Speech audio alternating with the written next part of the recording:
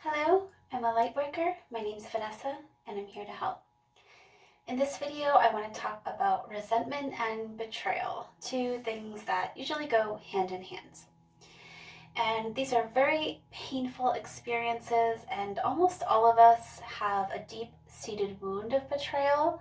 Maybe a partner cheated on us, maybe a parent left us when we were young, or our parents got a divorce and that affected us very negatively.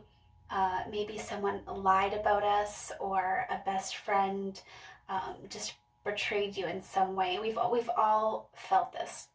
And it's really important that we go in and we heal these wounds of betrayal. And you can do this through inner child work is one way. I do have a video, check that out, on inner child work. Because if we don't heal our wounds of betrayal, then we are going to be still on a vibrational match to bring this into our lives. And that is exactly what happened to me recently. I experienced a deep betrayal by someone who I thought I had developed a good enough rapport with, and I definitely did trust this person. And it's even harder when the betrayal happens to you by someone that you cannot get out of your life. And that was the case for me.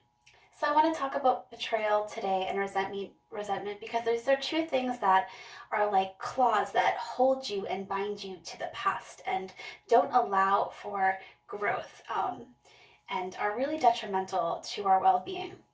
So the first thing we can do is, like I said, go in and heal our inner childhood wounds from betrayal.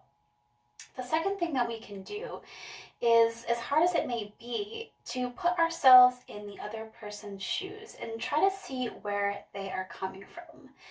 Maybe a partner cheated on you, and you could try and put yourself into their shoes. Maybe they're going through something emotional. Maybe they have their own really deep wounds of betrayal that they haven't healed. Maybe their level of unconsciousness is really high.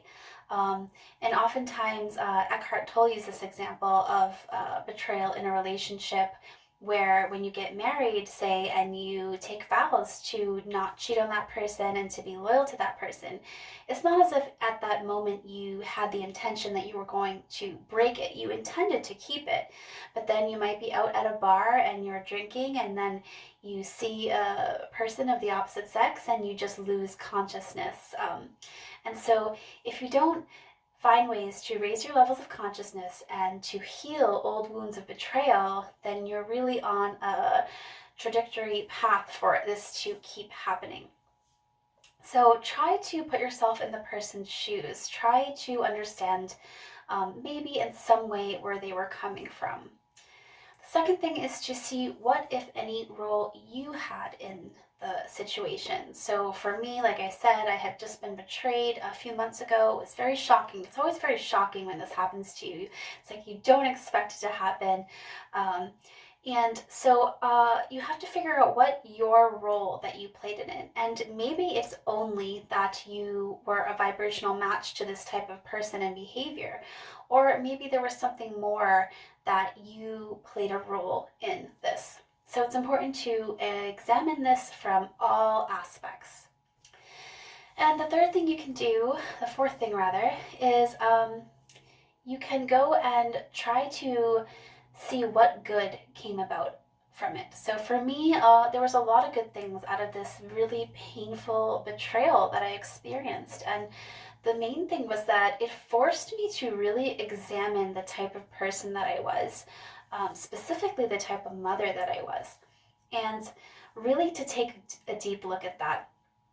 And I found that I had a lot of insecurities and a lot of false beliefs about myself, that I was able to go in and heal and correct and gain a newfound self-confidence and to step into my power and realize who I was really.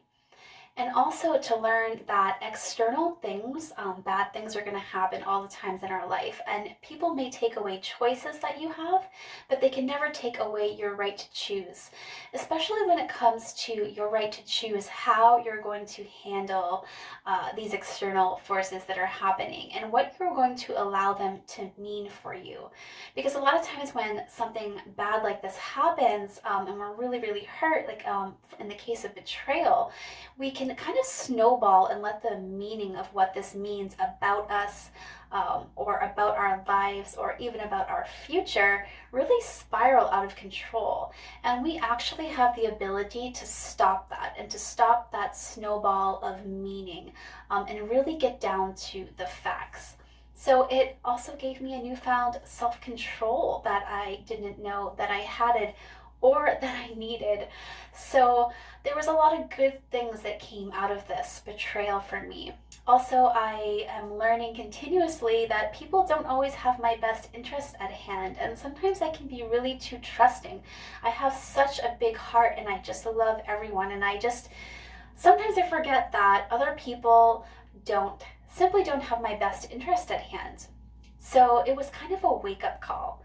So there are maybe good things for you, and they may be hard to find in your situation, but I ask you to really dig in there and see what good things happened, what growth can happen for you, what can you learn out of this situation, and how can you move forward in a positive way.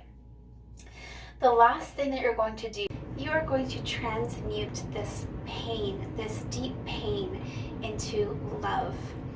And you are going to transmute this pain into love for yourself, love and gratitude for growth and teaching and experiences that happen specifically to teach us and to help us grow. And you're going to transmute this pain into love for the other person. Now, this is going to be the most difficult part, but we must understand that we are all human, all going through our own traumas, our own wounds, our own life difficulties. And if we can somehow find love for the people that have betrayed us, the people that have hurt us the most, this is going to be the most healing thing that you can possibly do for yourself, and also the most difficult part. So what I began to do was just to take this person in a meditation and just envelop them with love and healing. And I just imagined a light pouring onto them. This doesn't mean that you have to forgive this person completely. You can do this exercise even if you're still holding on to resentment, as long as you're setting an intention to let go of the resentment and to give this person love. So it doesn't mean that you have to actually already have completed a forgiveness, or completely let go of resentment, but you're just wanting to pour love onto this person, and you do actually have to be feeling it. So just envision love, and a white light, golden light pouring onto this person, and ask for healing for this person too. And then definitely go back and heal your childhood wounds, your wounds from your lifetime of betrayal, so that you can make sure you're not in alignment and on a vibrational frequency to attract this type of experience again. I love you so much. I wish you so much luck on your journey, and I can't wait to connect with you soon. Thank you.